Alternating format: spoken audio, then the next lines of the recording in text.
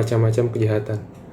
Nah, menurut pemahaman orang Tuhan dan memiliki agama, pada hakikatnya manusia diciptakan oleh Tuhan dengan memiliki hati yang hanya berisi kebaikan, atau yang biasa kita kenal sebagai hati nurani. Nah, hati ini berperan sebagai tolak ukur tindak perilaku setiap individu, yang berfungsi agar manusia berperilaku sesuai dengan norma yang ada. Namun, Tuhan juga menciptakan manusia dengan memiliki hawa nafsu, yang merupakan tantangan besar sejak diciptakannya manusia. Nah, hawa nafsu ini harus dikendalikan manusia. Jika hawa nafsu dikendalikan dengan baik, maka tercipta manusia yang berperilaku baik sesuai dengan norma-norma dan memberi dampak positif terhadap diri sendiri, lingkungan, dan orang sekitar. Namun jika hawa nafsu ini tidak dikendalikan dengan baik, maka hal tersebut akan memberikan dampak negatif terhadap lingkungan, yang salah satunya adalah kejahatan. Nah, pengertian dari kejahatan itu sendiri dibagi menjadi dua sudut pandang, yaitu secara yuridis dan sosiologis. Secara sosiologis, bagaimana sih perbuatan itu dapat dikategorikan sebagai perbuatan yang jahat atau kejahatan? Apakah menggunakan logika atau menggunakan perasaan? Jawabannya adalah menggunakan perasaan. Karena seperti yang dijelaskan tadi, bahwa manusia memiliki hati yang berperan sebagai tolak ukur tindak perilaku manusia. Yang menentukan suatu perbuatan jahat atau tidak adalah hati nurani. Nah, pengertian kejahatan adalah perbuatan atau tingkah laku yang selain merugikan, juga sangat merugikan masyarakat, yaitu berupa kehilangnya keseimbangan, ketentraman, dan ketertiban. Nah, namun jika dilihat dari sudut pandang yuridis, kejahatan ini adalah tingkah laku yang bertentangan dengan moral kemanusiaan, merugikan masyarakat, dan melanggar hukum. Nah, di dalam perumusan pasal-pasal Kitab Undang-Undang Hukum Pidana tercantum bahwa kejahatan adalah semua bentuk perbuatan yang memenuhi perumusan ketentuan-ketentuan KUHP.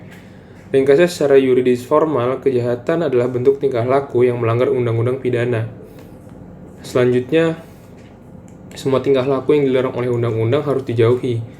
Kejahatan dalam bahasa Belanda disebut misdrijven, yang berarti suatu perbuatan yang tercela dan berhubungan dengan hukum. Nah, kejahatan merupakan bagian dari perbuatan melawan hukum atau delik, atau bagian lainnya adalah pelanggaran. Nah, beberapa pakar hukum mendefinisikan kejahatan sebagai berikut. Menurut Wirjono Projo, kejahatan merupakan pelanggaran dari norma-norma sebagai unsur pokok kesatu dari hukum pidana. Menurut Paul Mudigdo, kejahatan merupakan perbuatan manusia yang merupakan pelanggaran norma yang dirasakan merugikan, menjengkelkan, sehingga tidak boleh dibiarkan. Lalu ada lagi yang terakhir adalah menurut Richard Kinney, tindak kejahatan merupakan perilaku manusia yang diciptakan oleh pelaku yang berwenang dalam masyarakat, yang terorganisasi secara politik, atau kualifikasi atas perilaku yang melanggar hukum dirumuskan oleh warga atau masyarakat yang mempunyai kekuasaan.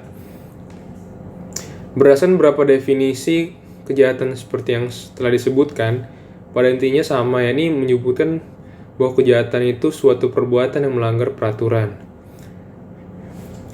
serta merugikan masyarakat. Nah, kejahatan termasuk dalam semua jenis pelanggaran. Atas pelanggaran yang dilakukan tersebut membawa konsekuensi berupa sanksi hukuman atau tindak dari aparat yang berwenang. Ditambah pula bahwa tidak jarang suatu kejahatan diakibatkan oleh situasi ekonomi yang tidak menentu dalam masyarakat. Akibatnya seorang nekat melakukan tindak kejahatan agar tetap bisa memenuhi kebutuhan hidup. Sarjana Capelli membagi tipe penjahat sebagai berikut. Penjahat tipe pertama itu yang melakukan kejahatan didorong oleh faktor psikopatologis, dengan pelaku-pelakunya yaitu seperti orang yang sakit jiwa, lalu berjiwa abnormal, namun tidak sakit jiwa. Lalu yang kedua, penjahat yang melakukan tindak pidana oleh cacat badani dan rohani. Contohnya adalah orang-orang dengan gangguan jasmani rohani sejak lahir.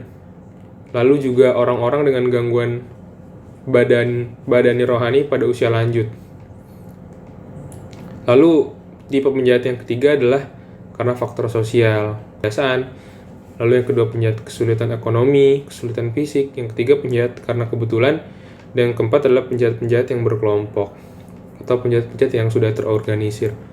Nah, sering membagi tipe penjahat atas dasar struktur kepribadian pelaku atau atas dasar konstitusi jiwani psikis pelakunya, yaitu penjahat yang didorong oleh sentimen-sentimen yang sangat kuat dan pikiran yang naif. Misalnya membunuh anak istri karena membayangkan mereka akan sengsara di dunia yang kotor ini sehingga lebih baik mereka mati. Nah, lalu yang kedua, penjahat yang melakukan tindak pidana didorong oleh suatu ideologi atau keyakinan yang kuat, baik fanatik karena golongan agama atau golongan yang lain. Nah, menurut objek hukum yang diserangnya, kejahatan dapat dibagi dalam 4 tipe kejahatan, yaitu kejahatan ekonomi, kedua kejahatan politik dan pertahanan keamanan, ketiga kejahatan kesusilaan, dan yang keempat adalah kejahatan terhadap jiwa orang dan harta benda.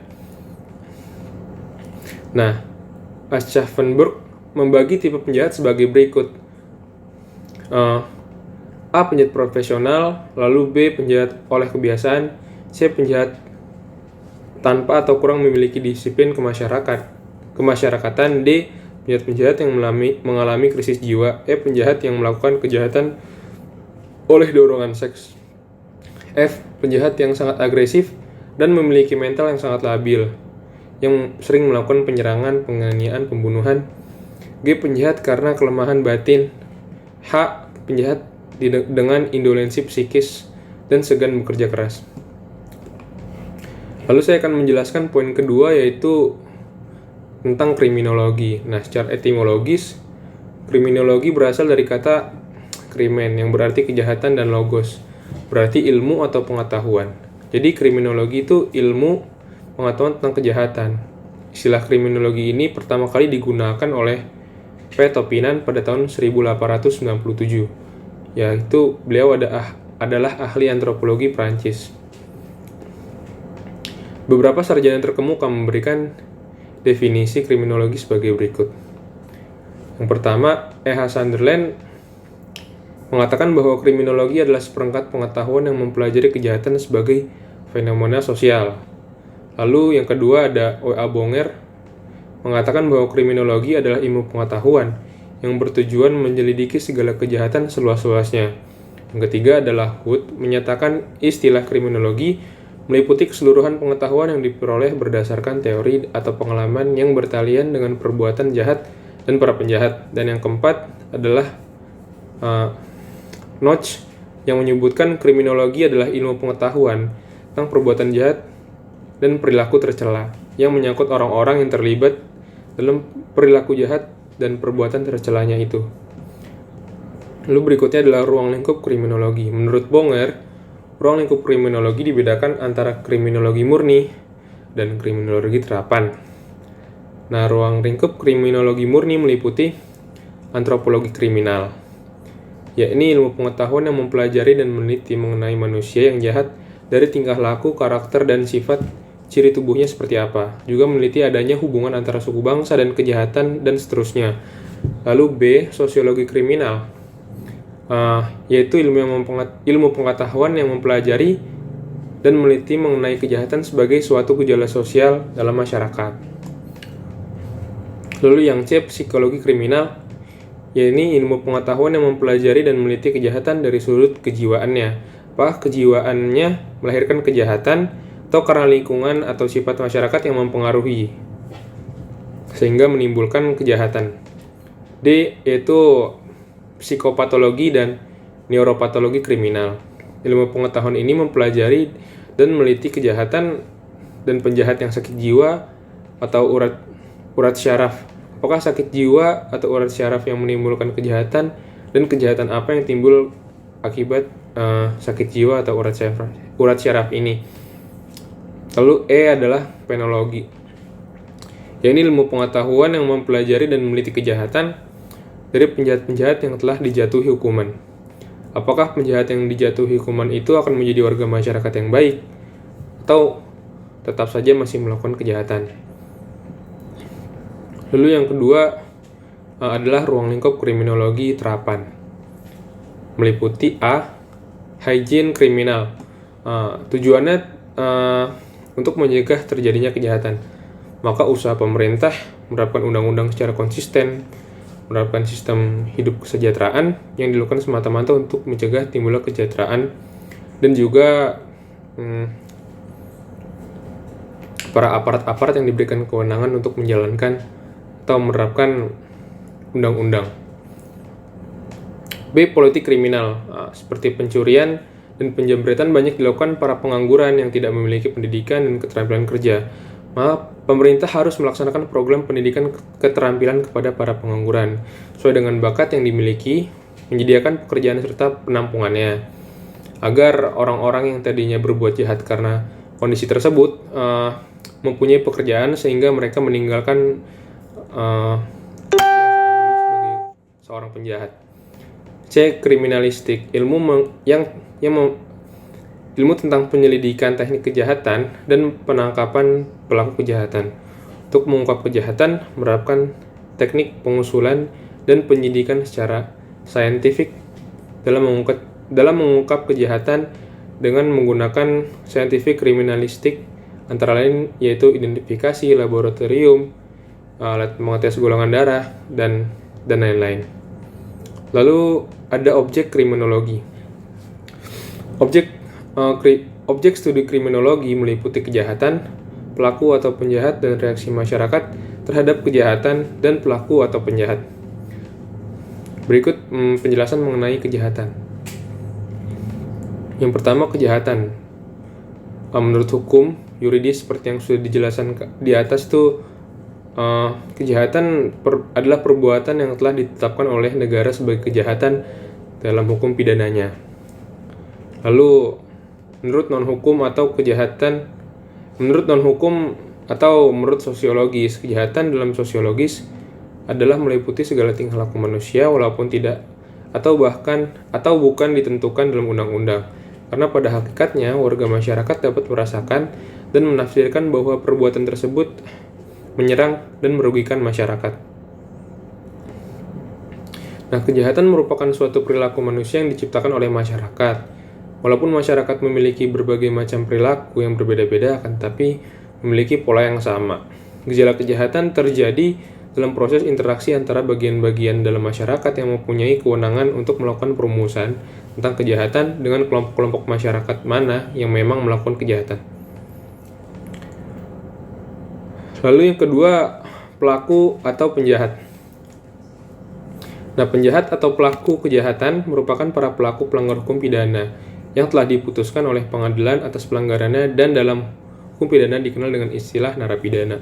Para pelaku kejahatan biasanya dikarenakan bukan karena pembawaan, tapi karena kecenderungan, kelemahan, hawa nafsu, dan karena kehormatan dan keyakinan dalam mencari sebab-sebab kejahatan. Kriminologi positif. Dengan asumsi dasar bahwa penjahat berbeda dengan bukan penjahat, perbedaan mana ada pada aspek biologis, psikologis maupun sosiokultural. Oleh karena itu, dalam mencari sebab-sebab kejahatan dilakukan terhadap narapidana atau berkas narapidana dengan cara mencarinya pada ciri-ciri biologisnya dan aspek kultural. Yang ketiga adalah reaksi masyarakat terhadap kejahatan. Pelaku dan korban kejahatan dalam hal ini mempelajari dan meneliti serta membahas pandangan serta tanggapan masyarakat terhadap perbuatan-perbuatan atau yang timbul di masyarakat yang dipandang sebagai merugikan atau membahayakan masyarakat luas. Tapi undang-undang belum mengaturnya. Berdasarkan studi ini bisa menghasilkan apa yang disebut sebagai kriminalisasi, dekriminalisasi, atau depenalisasi. Dalam pengertian yuridis, membatasi kejahatan sebagai perbuatan yang telah ditetapkan oleh negara atau ditetapkan oleh negara dalam bentuk undang-undang. Dengan begitu, penjara itu diadakan untuk memberikan jaminan keamanan kepada rakyat banyak agar terhindar dari gangguan kejahatan. Jadi pengadaan lembaga kepenjaraan itu menggunakan respon dinamis dari rakyat untuk menjamin keselamatan diri. Dengan begitu, penjara itu merupakan tempat penyimpan penjahat-penjahat agar rakyat tidak terganggu. Ada tindakan preventif agar para penjahat tidak merajalela. Lalu berikutnya adalah penjelasan tentang masa positif. Nah, aliran positif ini muncul karena ketidakpuasan dari jawaban-jawaban aliran klasik. Aliran yang berusaha menjelaskan mengapa seseorang bisa bertindak jahat.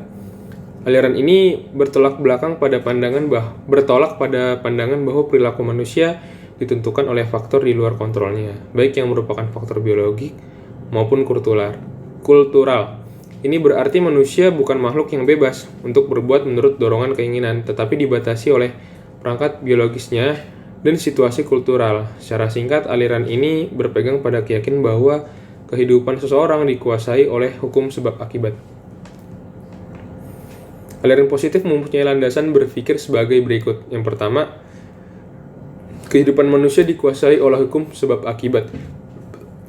Yang kedua, masalah-masalah sosial seperti kejahatan dapat diatasi dengan melakukan studi secara sistematis mengenai tingkah laku manusia. Ketiga, tingkah laku kriminal adalah hasil dari kondisi abnormalitas yang mungkin saja abnormalitas ini terletak pada individu atau terletak pada lingkungannya. Yang keempat, tanda-tanda abnormalitas dapat dibandingkan dengan tanda-tanda yang normal. Yang kelima, abnormalitas ini dapat diperbaiki, maka penjahat pun dapat diperbaiki. Yang keenam, treatment telah menguntungkan bagi penyembuhan penjahat, sehingga tujuan dari sanksi bukanlah menghukum, melainkan memperlakukan atau membina pelaku kejahatan. Pelopor dari aliran positif ini adalah Cesare Lombroso. Ajaran Lombroso ini menggabungkan positivisme Comte, evolusi dari Darwin, serta banyak lagi pionir dalam studi tentang hubungan tentang kejahatan dan tubuh manusia. Mazhab ini dikenal sebagai mazhab Italia. Menurut pelopornya, kejahatan merupakan bakat manusia yang dibawa sejak lahir. Dikatakan oleh Lombroso, criminal is born, not made. Lalu, penjelasan yang terakhir adalah mengenai penjelasan tentang mazhab lingkungan. Teori ini biasa disebut sebagai mazhab Perancis. Menurut teori ini, seseorang melakukan kejahatan karena dipengaruhi oleh faktor di sekitarnya atau lingkungan, baik lingkungan keluarga, ekonomi, sosial, budaya, pertahanan, keamanan termasuk pertahanan dengan dunia luar, serta penemuan teknologi. Masuknya barang-barang dari luar negeri, seperti televisi, buku-buku, serta film, dengan berbagai macam reklame serta promosinya, ikut pula menentukan tinggi rendahnya tingkat kejahatan. Nah, menurut Tarde, bahwa orang menjadi jahat disebabkan karena pengaruh imitation. Berdasarkan pendapat Tarde tersebut, seseorang melakukan kejahatan karena orang tersebut meniru keadaan sekelilingnya atau meniru orang lain. Sekian penjelasan dari saya. Jika ada kurang lebihnya, mohon maaf. Assalamualaikum warahmatullahi wabarakatuh. Saya akan macam-macam teori kriminologi menurut mazhab lingkungan atau sosio. Yang pertama, di antara teori memaparkan macam penyebab kejahatan, yaitu antaranya anak memiliki demoralisasi seksual, alkoholisme, rendahnya budi pekerti, dan yang kedua, teori Sujono Dirijo Siswaro secara kronologis menghubungkan tindakan kriminal dengan beberapa faktor sebagai penyebabnya. Yang selanjutnya ketiga ada teori thermal teori, itu menerangkan bahwa kejahatan yang ditujukan terhadap manusia dipengaruhi oleh iklim panas dan terhadap harta benda dipengaruhi oleh iklim dingin. Selanjutnya ada teori psikologi hedonistis, yaitu menerangkan bahwa manusia mengatur perilakunya atas dasar pertimbangan demi kesenangan dan penderitaan, sehingga penyebab kejahatan tetap pada pertimbangan rasional si pelaku. Selanjutnya ada teori Cesare Lombroso, yaitu menyatakan bahwa kejahatan disebabkan adanya faktor bakat yang ada pada diri si pelaku, atau disebut dengan a born criminal. Selanjutnya ada teori kesempatan dari Rekesenes, menyatakan bahwa masyarakat yang memberi kesempatan untuk berbuat jahat. Selanjutnya ada teori Van Mars, yaitu mengatakan bahwa kejahatan bertambah bila mana harga bahan pokok naik dan sebaliknya. Selanjutnya ada teori Ferry, yaitu menerangkan bahwa sebab kejahatan letak pada lingkungan sosial, lingkungan fisik, dan keturunan. Selanjutnya ada teori Carlos Goring, menyatakan bahwa kerusakan mental adalah faktor utama dalam kriminalitas sedangkan kondisi sosial berpengaruh sedikit terhadap kriminalitas. Soalnya ada yang tentang teori mazhab lingkungan, ada lagi teori kriminologi modern, teori asosiasi diferensial, dan Gabriel Tardy menyatakan bahwa kejahatan yang dilakukan seseorang adalah hasil peniruan terhadap tindakan kejahatan yang ada dalam masyarakat. Sedangkan Edwin Starland berhipotesis bahwa perilaku kriminal baik meliputi teknik kejahatan, motif, dorongan, sikap, dan rasionalisasi yang nyaman dipelajari melalui asosiasi yang dilakukan mereka yang melanggar norma-norma masyarakat termasuk norma hukum. Selanjutnya ada teori kontrol sosial, merujuk kepada setiap perspektif yang membahas ihwal pengendalian perilaku manusia, yaitu dialogis dan kejahatan terkait dengan variabel-variabel yang bersifat sosiologis, yaitu struktur keluarga, pendidikan, dan kelompok dominan. Selanjutnya ada teori budaya dari Albert Keck, memiliki asumsi dasar bahwa perilaku anak nakal di kelas merupakan cerminan ketidakpuasan mereka terhadap norma-norma dan nilai-nilai kelompok anak-anak kelas menengah yang mendominasi nilai kultural atau lingkungan masyarakat. Selanjutnya ada teori-teori sendiri